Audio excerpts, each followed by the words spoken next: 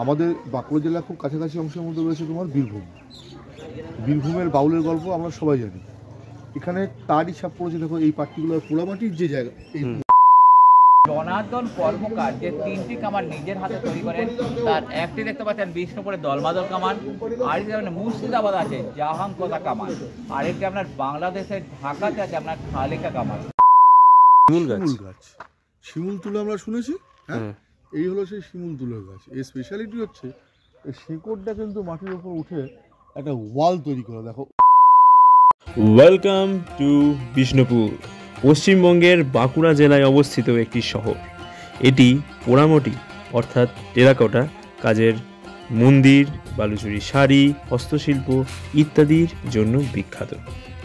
বিখ্যাত বালুচুরি নকশাগুলি মন্দিরগুলির পোড়ামাটির টালি দ্বারা অনুপ্রাণিত হয়েছিল। At the same time, it's famous for temples made by terracotta art, precisely found in Bishnupur. আমরা মেনলি এসেছিলাম সোনামুখীতে, which is also a well-known city of Bankura. The name Sonamukhi finds its origin in the name of the local deity, that is Swarnamukhi Devi. যেখানে স্বর্ণ signifies gold and Mukhi denotes face. Thus altogether it forms golden face or gold face. It's a town of religious importance. There are many old temples throughout the town. It is also famous for the birthplace of Haronath and Kusum Kumari Devi. চলো তোমাদের আমার ব্লগের মাধ্যমে পুরোটা ঘুরে দেখায়।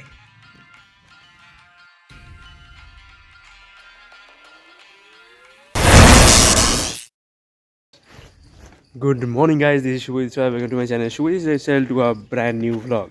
তো যেমনটা লাস্ট মিনি ব্লগে দেখিয়েছিলাম, আমরা এসছি হচ্ছে বাঁকুড়া সোনামুখী আমার একটা বন্ধুর বাড়িতে। ঠিক এখন আমরা বেরোবো হচ্ছে ঘুরতে, সেটা হচ্ছে বিষ্ণুপুর। খুবই একটা ফেমাস প্লেস অফ বাঁকুড়া বলা যেতে পারে। তো ওখানে যাব, গাড়ি ঠিক করা হয়েছে। কিছুক্ষণের মধ্যেই, এখন বাজে সকাল 9:30, কিছুক্ষণের মধ্যেই আমাদের গাড়ি চলে আসবে। তারপর সবাই মিলে আমরা ঘুরতে যাব। তো তোমাদের এই ব্লগে পুরোটা দেখাবো, কোথায় কোথায় ঘুরলাম, তার local sightseeing and all. তো তোমরা দেখতে থাকো। আমরা এখন বর্তমানে সোনামুখীতে আছি। এখন আমরা যাচ্ছি বিষ্ণুপুরে। ওখানে ঐতিহাসিক কিছু জিনিস দেখা আছে, দেখা যাক। ফার্স্ট টাইম যাচ্ছি, কেমন লাগে। A few moments later. যথারীতি আমাদের গাড়ি সময় মতন চলে এসছে। এখন ঠিক বাজে 10টা। এখন আমরা রওনা দিচ্ছি বিষ্ণুপুরের জন্য সবাই মিলে। হাই করে দে আন্টি, হাই করে দাও। বাহ, সেবন্দি, এখন কোথায় যাচ্ছি আমরা? আমরা এখন জয়পুর ফরেস্টের রাস্তা ধরে যাচ্ছি বিষ্ণুপুর। জয়পুর ফরেস্ট হচ্ছে বেশ সুন্দর একটা ফরেস্ট, খুব ডিপ একটা জঙ্গল বলতে পারো। মানে জাস্ট সিনারিওটা তোমরা দেখো গাইজ। আমি জানি না কতটা আমার ক্যামেরাতে জাস্টিফাই করছে, বাট জাস্ট অপূর্ব। আমার সঙ্গে সঙ্গে তোমরাও ভিউটা এনজয় করো। চলো।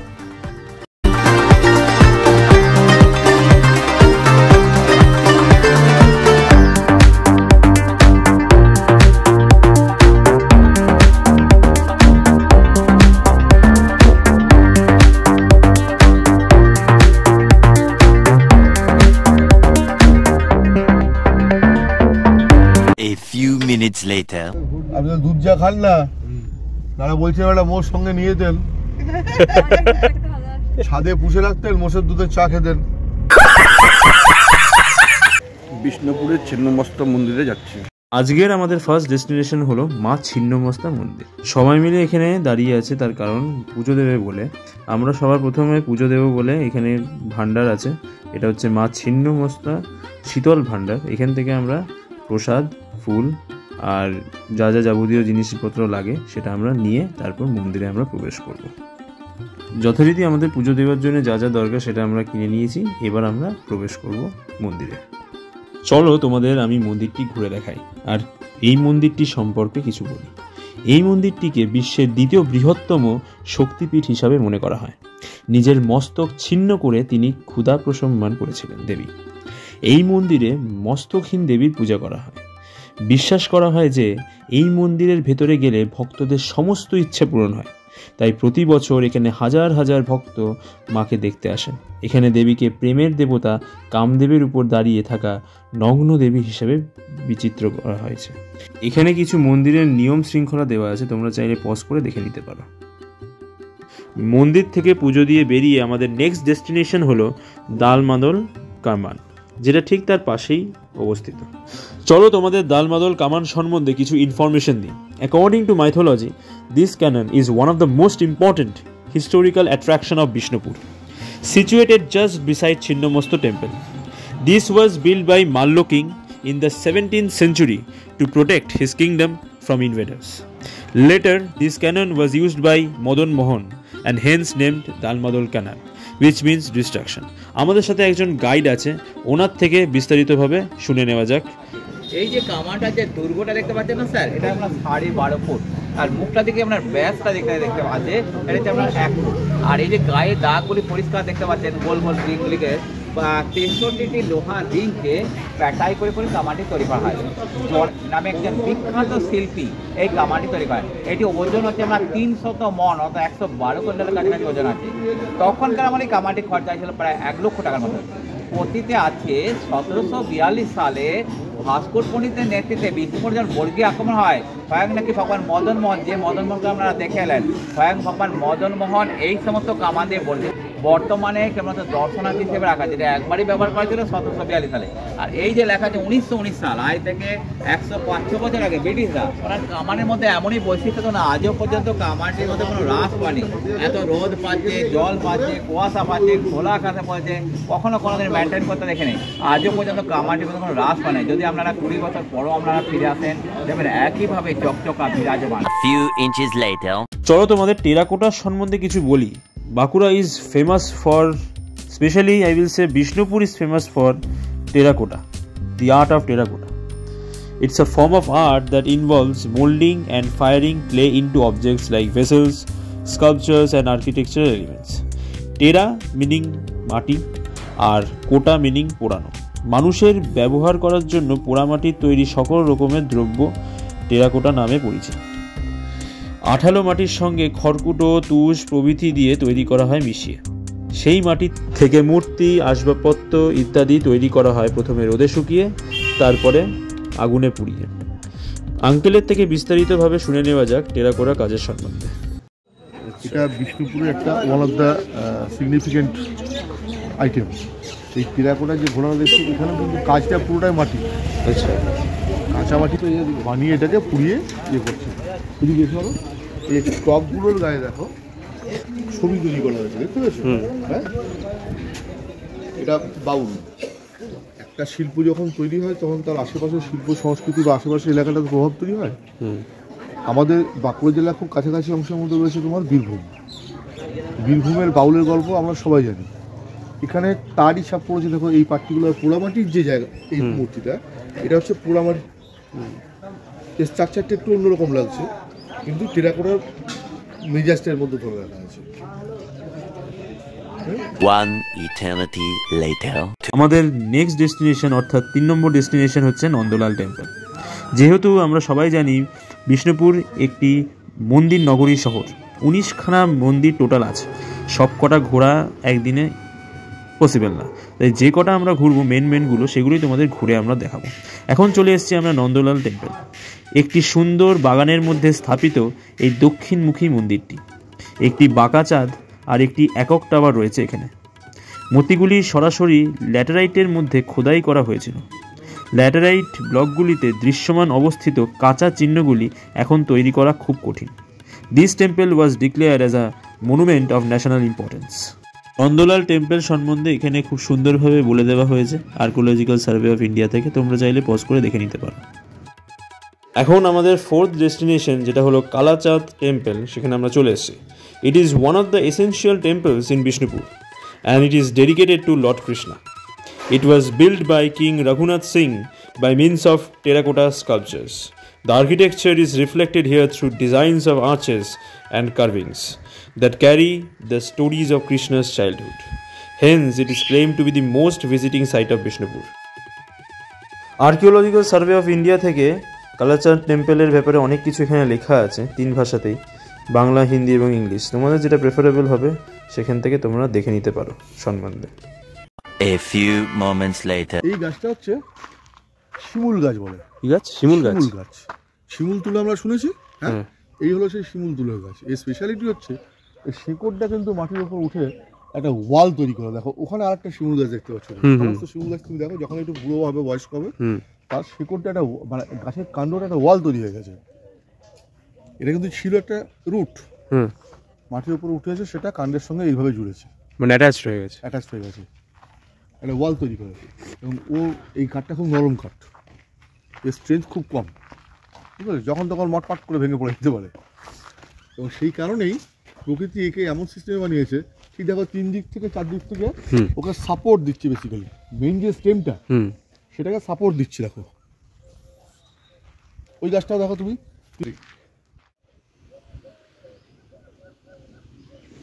কালাচাঁদ টেম্পল ঘুরে আবার আমরা গাড়িতে উঠে পড়লাম আমাদের নেক্সট ডেস্টিনেশনে যাওয়ার জন্য। সেটা হলো রাসমঞ্চ, যেখানে রাস পূর্ণিমার দিন বড় করে অনুষ্ঠান করা হয়।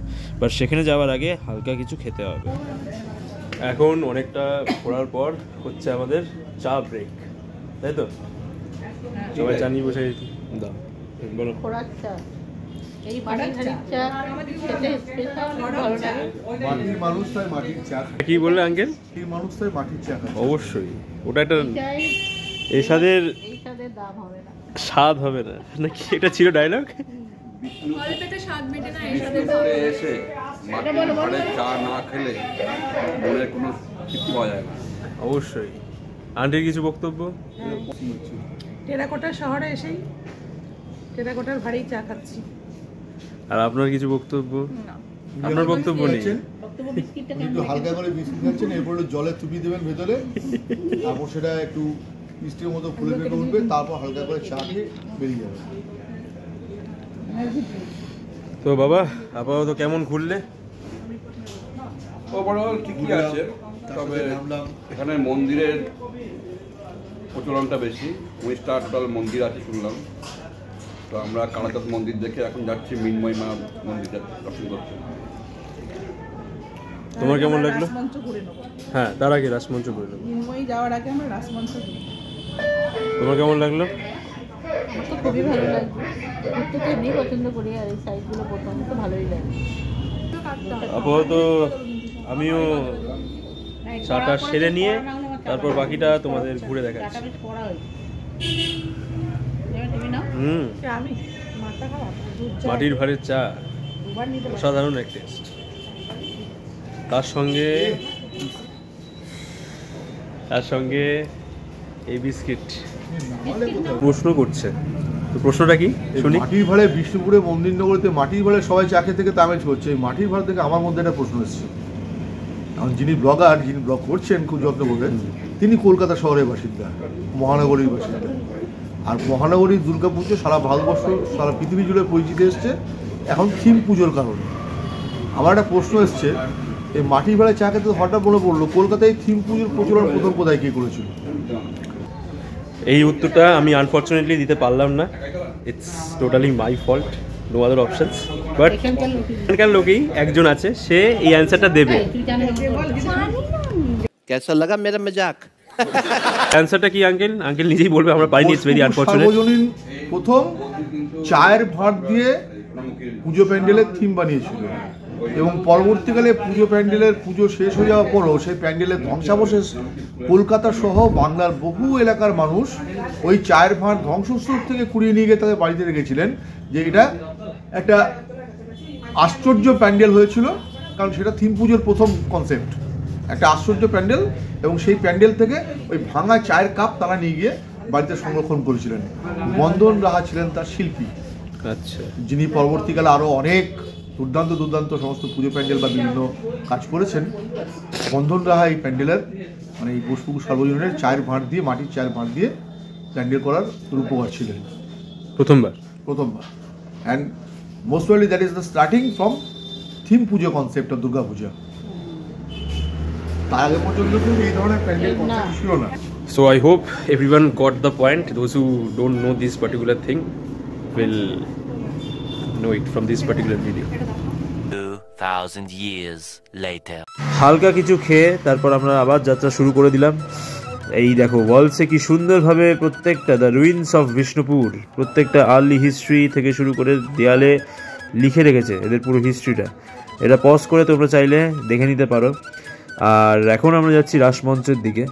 আজকের ব্লগটা তাহলে এই অবধি থাক। যদি তোমাদের কিছু ভালো লেগে থাকে দেন অবশ্যই তোমরা জানো তোমাদের কী করতে হবে, like, share and do comment, write in to the comment section, because you know each and every feedbacks and reviews do really mean a lot to me. তো তোমরা ভুলো না কমেন্ট করতে। And wait for the part 2। এটা part 1 দিলাম। Part 2-র মধ্যে আমি দেখাবো রাসমঞ্চ, তারপর বাকি কোথায় কোথায় গেছি and all. Till then stay tuned, দেখা হচ্ছে নেক্সট পার্টে।